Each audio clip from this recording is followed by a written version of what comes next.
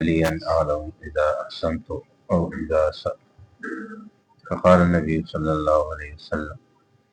إذا سمعت جيرانك يقولون قد أحسنت فقد أحسنت، وإذا سمعتهم يقولون قد أسأت فقد أسأت. درود شریف. اللهم صل على سيدنا محمد. حضرت عبداللہ بن مسعود رضی اللہ عنہ روایت کرتے ہیں،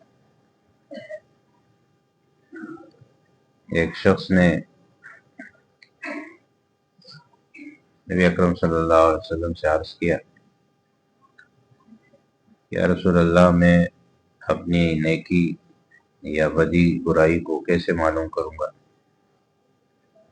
کیسے پتہ چلے گا کہ میں نیکوکار ہوں، نیک عمل ہوں یا بد عمل؟ تو آپ صلی اللہ علیہ وسلم نے ارشاد فرمایا کہ جب تم اپنے پڑوسیوں کو یہ کہتے ہوئے سنو کہ تم نے یہ اچھا کام کیا ہے، یعنی وہ تمہارے حق میں گواہی دیں، تو سمجھ لو کہ تم اچھے راستے پر ہو، اچھا کام کر رہے ہو۔ اور اگر وہ تمہاری برائی کریں تو سمجھ لو کہ تم غلطی پر ہو، غلط راستے پر ہو۔ یعنی تمہارا نیک ہونا بد ہونا پڑوسیوں کی گواہی سے پتہ چلے گا۔ اب یہ حدیث ہے، اس میں آپ صلی اللہ علیہ وسلم نے کسی کے اچھے برے ہونے کا دار و مدار اس کے پڑوسیوں کی گواہی پہ رکھا ہے۔ تو ایک تو سب سے اہم بات یہ ہے کہ زیادہ تر واسطہ انسان کا اپنے پڑوسیوں سے ظاہر ہے کہ پڑتا ہے، اور چونکہ وہ قریب رہتے ہیں، پڑوس میں ہیں، تو آپ کے اور ہمارے اکثر حال احوال ان کے سامنے ہوتے ہیں۔ حتیٰ کہ گھروں کی آوازیں بھی بسا اوقات ایک دوسرے کے گھر میں جاتی ہیں، تو یہ بھی پتہ چلتا ہے کہ یہ شخص اپنے گھر میں کیسا ہے۔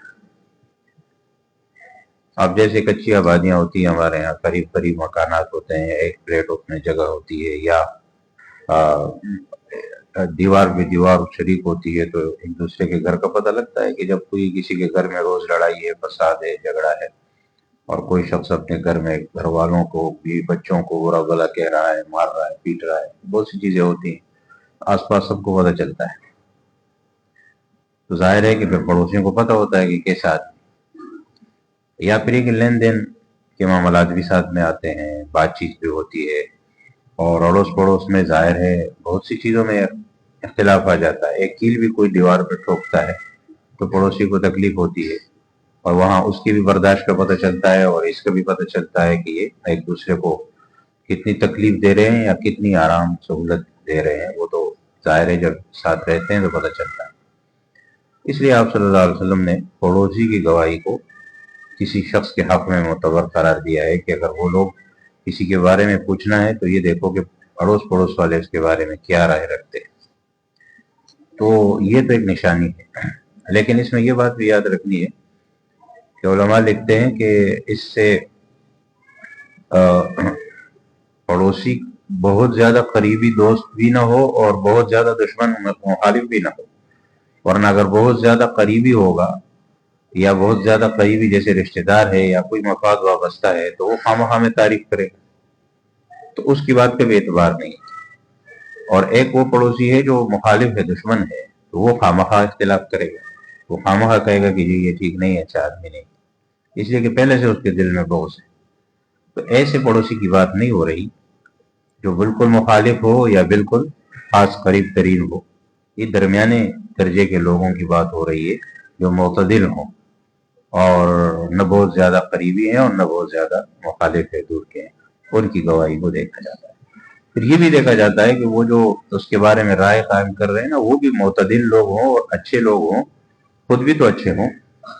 اور خود بھی شریعت کے مطابق ہوں اور انصاف پسند لوگ ہوں، اہل حق ہوں اور سمجھ بوجھ والے، یعنی ایسے لوگ ہوں کہ جو ہوشیار ہیں، سمجھدار ہیں،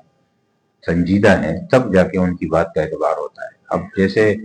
ایسے لاؤبالی بے پرواہ قسم کے لوگ ہوتے ہیں تو کسی کے بارے میں کوئی بھی رائے قائم کر لیتے ہیں، حالانکہ یہ اصول ہے کہ رائے کسی کے بارے میں قائم کرنا کہ یہ اچھا ہے یا برا ہے، یہ بہت زیادہ اعتدال یعنی روی مانگتا ہے۔ یعنی جب تک ایک انسان بالکل میان روی سے فیصلہ نہ کرے تو کسی کے بارے میں کسی کی ایک اچھائی دیکھ کر اس کے بارے میں اچھا ہونے کا فیصلہ کر دینا، یا کسی کی ایک برائی دیکھ کر اس کے برے ہونے کا فیصلہ کر دینا، یہ انصاف نہیں۔ تو وہ اس کے لیے بھی الگ سے انصاف چاہیے کہ آدمی کو یہ معلوم ہو کہ اس شخص میں خیر زیادہ ہے یا شر زیادہ ہے، تو اس حساب سے وہ گواہی دے سکتا ہے۔ اب یہ ہے کہ اچھا برا تو ہر کسی میں ہے، برے سے برا آدمی ہے اس میں بھی کوئی اچھائی ہوگی، اور اچھے سے اچھا آدمی ہے اس میں بھی کوئی برائی ہو سکتی ہے، ایسا تو نہیں ہے، فرشتے تو نہیں ہے، لیکن دیکھا یہ جاتا ہے کہ زیادہ اس میں کیا ہے، زیادہ خیر کی باتیں ہیں یا زیادہ شر کی باتیں ہیں یا برابر ہیں۔ تو زیادہ خیر کی باتیں ہوتی ہیں تو لوگ اس کے اچھے ہونے کا فیصلہ کر دیتے ہیں اور گواہی دیتے ہیں، اس لیے کہ بھائی زیادہ تر باتیں اچھی ہیں، ٹھیک ہے ایک کدو کا کوئی بات ہوگی تو ہوگی، وہ کل حدیث میں گزرا کہ اس کے لیے پھر اس میں پردہ پوشی، پردہ رکھنا زیادہ بہتر ہے۔ اور اگر زیادہ برائیاں ہیں تو بس اس میں بھی وہی ہے، کسی کی توہین، برائی اور غیبت یہ تو جائز پھر بھی نہیں ہے۔ البتہ یہ ضرور ہے کہ اگر کوئی ایسی برائی ہے جس کا کسی کو نقصان ہے تو پھر کسی کو بتا سکتے ہیں کہ اس میں یہ بات ہے، باقی اس کے علاوہ اچھا ہے برا ہے وہ جانے، اور جواب اپنا جانے وہ دے گا۔ تو اس لیے حدیث میں جو یہ بتایا گیا کہ وہ جیسے کہتے ہیں نا زبان خلق کو نقارہ خدا سمجھے، کہ لوگوں کی جو رائے ہے یہ اللہ کی طرف سے بھی ایک قسم کا اعلان ہوتا ہے انسان کے بارے میں۔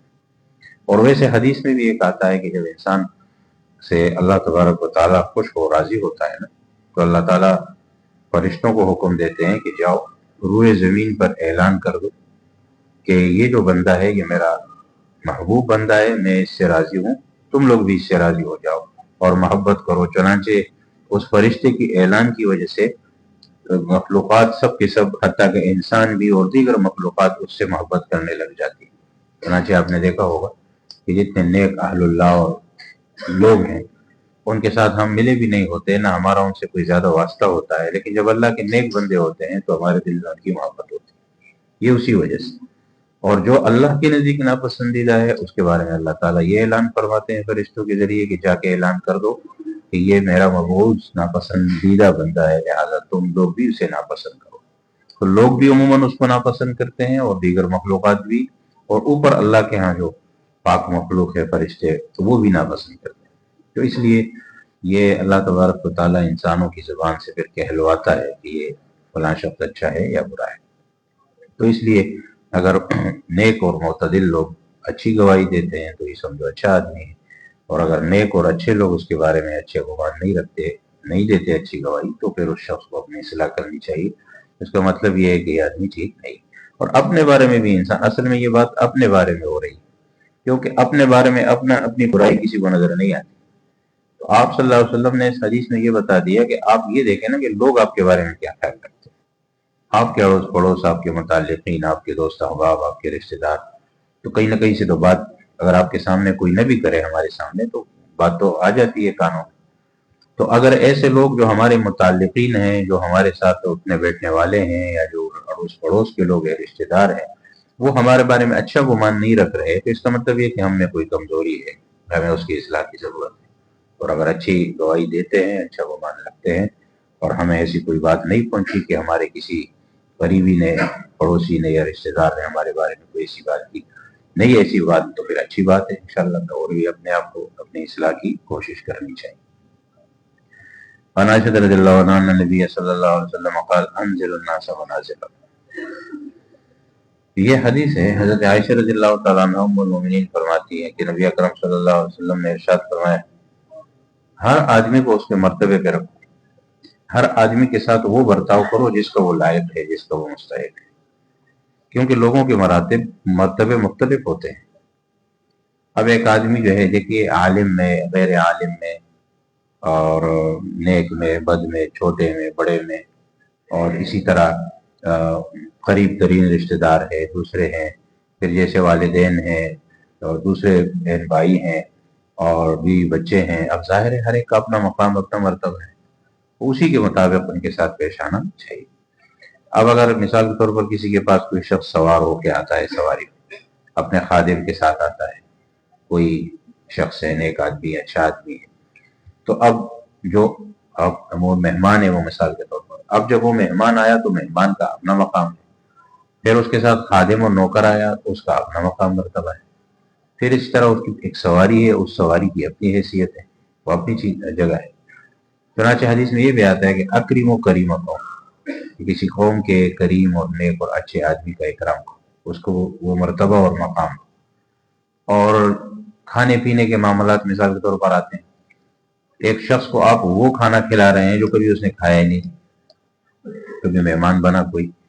اب جیسے عام طور پر ہمارے یہاں گندم کا آٹا اور وہ روٹی استعمال ہوتی ہے، اب اگر کسی مہمان کے سامنے ہم نے جو کی روٹی رکھ دی تو جو کی روٹی کیا کھائے گا، کبھی کھائی نہیں اس نے، یا اس کے سامنے اور کوئی مکئی والی رکھ دی، ٹھیک ہے، لیکن یہ عام خوراک تو نہیں ہے۔ گاؤں کا دیہات کا آدمی آیا تو اس حساب سے اس کا اکرام کیا جائے، اور یہاں کا آدمی ہے تو اس حساب سے کیا جائے، اور تو اسی طرح عالم غیر عالم، پھر اسی طرح جو ہمارے بڑے گزرے ہیں، ٹھیک ہے، اللہ کی ذات ہے۔ اس کے بعد ہمارے دیکھیے انبیاء کرام علیہ السلام کا ذکر قرآن کریم میں آتا ہے، اور صحابہ کرام ہیں، اولیاء کرام ہیں، ائمہ مجتہدین، محدثین، فقہاء، مفسرین، محدثین، بہت گزرے ہیں، سب اکابرین ہیں۔ اب سب کا اپنا اپنا مقام ہے۔ اب اللہ کے مقام تک ظاہر ہے کسی کو نہیں پہنچایا جا سکتا، اور نہ شرک ہو جائے گا، اللہ تعالیٰ کا اپنا مقام۔ پھر اس کے بعد انبیاء کرام ہیں، ان کا مقام اپنا ہے۔ اب کسی عام شخص کو، چاہے وہ جتنا بھی نیک کیوں نہ ہو، بزرگ کیوں نہ ہو، اللہ کا ولی کیوں نہ ہو، صحابی کیوں نہ ہو، لیکن وہ پیغمبر تک نہیں پہنچ سکتا، اس لیے کہ پیغمبر کا مقام بہت اونچا مقام۔ پھر عام انبیاء کرام جو ہے وہ رسول اللہ صلی اللہ علیہ وسلم کے مقام تک نہیں پہنچ سکتے، بہر ان کا اپنا مقام ہے۔ پھر صحابہ کرام میں لے لیجیے تو صحابہ کرام ہمارے حضرت ابوبکر صدیق رضی اللہ عنہ کا مقام ہے، حضرت عمر ہے، حضرت عثمان ہے، حضرت علی کرم اللہ وجہہ، اس طرح دیگر صحابہ کرام ہیں، سب کا اپنا اپنا مقام ہے۔ اچھا، قرآن کریم میں یہ بھی ہے کہ جیسے آتا ہے نا تلک الرسل فضلنا بعضهم علی بعض، تیسرا پارہ شروع ہوتا ہے، فرمایا انبیاء کرام جو ہیں رسول، ان میں بعض کو اللہ نے بعض پر فضیلت دی، سب کا مقام ایک جیسا نہیں۔ لیکن ہمارے اور آپ کے لیے یہ ہے کہ یہ یاد رکھیں کہ ایک پیغمبر کا مقام ایسے بیان کرنا جس سے ان کی کمی نظر آئے اور ثابت ہو، تو یہ بھی درست نہیں ہے۔ اس طرح سے کسی کا مقام بیان کرنا جائز نہیں۔ ہاں، ایک پیغمبر کے فضائل بیان ہو رہے ہیں تو ٹھیک ہے، لیکن اگر کوئی شخص کسی دوسرے پیغمبر کو ان کے مقابلے میں لا کر کہے کہ رسول اللہ صلی اللہ علیہ وسلم کا یہ مقام تھا اور اس پیغمبر کو تو یہ مقام نہیں ملا، اس کو تو یہ بھی نہیں ملا، اس کو تو یہ بھی نہیں ملا، تو یہ آپ کسی ایک پیغمبر کے مقام کو کم کر رہے ہیں۔ جن کا ہے وہ بیان کریں، جن کا نہیں ہے اس میں ہم یہ کہتے ہیں کہ سب کو اللہ نے اپنا اپنا مقام دیا ہے،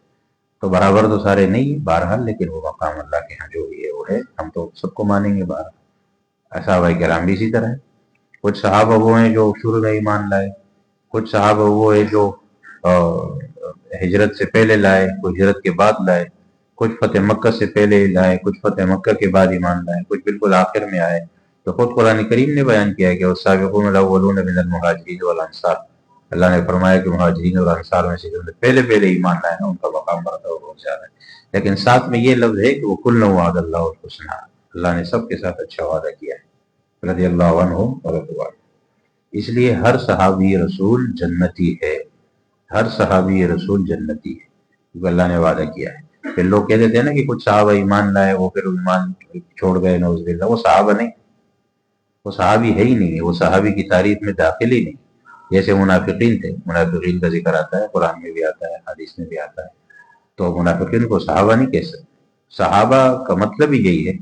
کہ وہ ایمان کی حالت میں رسول اللہ صلی اللہ علیہ وسلم سے ملاقات ہوئی، آنکھوں سے دیکھا یا نہیں دیکھا۔ دیکھیں حضرت عبداللہ ابن مکتوم رضی اللہ عنہ صحابی ہے لیکن نابینا ہے، انہوں نے رسول اللہ صلی اللہ علیہ وسلم کو نہیں دیکھا، لیکن ملاقات تو ہوئی نا، ساتھ تو نبھایا، ساتھ رہے، تو ملاقات ہوئی ہو، اور اس کے بعد ایمان لا کر ایمان کی حالت میں، بغیر ایمان کے بھی تو لوگوں کی ملاقات ہوئی نا، ابو جہل کی بھی ہوئی ہے، ابو لہب کی بھی ہوئی ہے، ملاقات تو کافروں کی بھی ہوئی ہے، منافقین کی بھی ہوئی ہے پیغمبر کے ساتھ، لیکن ایک ایمان کی حالت میں نہیں۔ ایمان کی حالت میں ہونا نمبر ایک، ملاقات بھی ہونا۔ دیکھیں حضرت اویس قرنی رضی اللہ عنہ کے بارے میں آتا ہے کہ وہ دور تھے اور انہوں نے رابطہ کیا تھا، اطلاع ہوئی کہ جی میں آؤں یا نہ آؤں، میری والدہ بیمار ہیں، تو آپ صلی اللہ علیہ وسلم نے منع فرمایا کہ ابھی نہیں آؤ، ان کی خدمت کرو۔ بعد میں جب وہ آئے تو آپ صلی اللہ علیہ وسلم نہیں تھے، تو اب وہ تابعین میں ہیں، اگرچہ وہ پیغمبر علیہ السلام کے زمانے میں موجود تھے، پیغمبر علیہ السلام سے رابطہ بھی ہوا، لیکن یہ ہے کہ دیدار نہیں ہوا۔ ملاقات نہیں ہوئی. تو ایمان لانا، ایمان کی حالت میں ملاقات، اور آخر تک اس ایمان پہ قائم بھی رہنا، یہ بھی ضروری ہے. یہ تو ہر مسلمان کے لیے ضروری ہے نا. اب اگر کوئی شخص خدا نخواستہ آخر میں کسی اور مذہب پہ چلا جائے نا تو اس کو ہم کیا مسلمان کہیں گے؟ وہ تو مسلمان نہیں ہوا یا مسلمان رہا نہیں. تو اس لیے صحابہ جو ہیں وہ وہی ہیں جو آخر تک دین پر، ایمان پر اور کلمے پر قائم رہے، وہی صحابہ ہیں. جو قائم نہیں رہے وہ صحابہ نہیں، وہ یا تو منافقین ہے یا وہ جو ہے دیگر مشرکین اور یہود و نصارہ میں سے، ان کو ہم صحابہ نہیں کہہ سکتے. تو اس لیے بہرحال ان کا اپنا مقام ہے. تو اب ہمارے یہاں کیا ہوتا ہے کہ بعض اوقات لوگ ولی کے مقام کو صحابی تک لے جاتے ہیں، صحابی کے مقام کو پیغمبر تک لے جاتے ہیں، پیغمبر کے مقام کو خدائی کے مقام تک لے جاتے ہیں. تو ایسا نہیں، یہ جائز نہیں ہے. انزل الناس منازلہم کا مطلب یہ کہ ہر کسی کے ساتھ اس کے مقابلے اور جو مقام ہے اس کے حساب سے برتاؤ کرو، وہ مقام اس کو دو. اگر کم کرو گے تب بھی ناجائز ہے، اگر زیادہ کرو گے تب بھی ناجائز ہے. دیکھیے عیسیٰ علیہ السلام کا مقام عیسائیوں نے اونچا کیا، خدائی تک پہنچا دیا، ان کو نعوذ باللہ خدا بنا دیا، یہ بھی ناجائز. آپ صلی اللہ علیہ وسلم نے فرمایا کہ میری تعریف میں مبالغہ مت کرو، جیسے عیسائیوں نے عیسیٰ علیہ السلام کی تعریف میں کیا. میں اللہ کا بندہ ہوں، اللہ کا پیغمبر ہوں، بس یہ میرا مقام. اور یہود نے کیا کیا کہ عیسیٰ علیہ السلام کی توہین کر کے ان کا مقام نیچے گرا دیا. یہ کہا کہ ان کی والدہ پر الزام لگا دیا، یہ والد کے بغیر پیدا ہوئے ہیں، اور وغیرہ وغیرہ جو باتیں انہوں نے کی، قتل کے در پہ ہو گئے. قتل کی کوشش کی، اللہ نے ان کو اوپر اٹھا لیا. تو یہ ہے توہین کرنا، مقام سے گرانا. تو کسی کو مقام سے گرانا بھی جائز نہیں، کسی کو اس کے مقام سے اوپر لے جانا بھی جائز نہیں ہے. حدیث کا مقصد یہی ہے کہ ہر کسی کو اپنے مقام پہ رکھو. اور اگر کوئی فرق مراتب نہیں کرتا تو کہتے ہیں نا، فرق مراتب نہ کنی زندگی کی، فارسی میں کسی نے کہا تھا کہ اگر مراتب کا اور مرتبوں کا فرق نہیں کرو گے تو پھر انسان زندگی بن جاتا ہے، یعنی گمراہ ہو جاتا ہے. کبھی کسی کو کہاں اٹھا کے لے جاتا ہے، کبھی کسی کو کہاں گرا دیتا ہے. تو یہ ناجائز ہے اور گمراہی کا دروازہ ہے. اس لیے حدیث کا مقصد یہ ہے کہ سب کو اپنے اپنے مقام دینا چاہیے. اللہ تبارک و تعالیٰ الحمد للہ.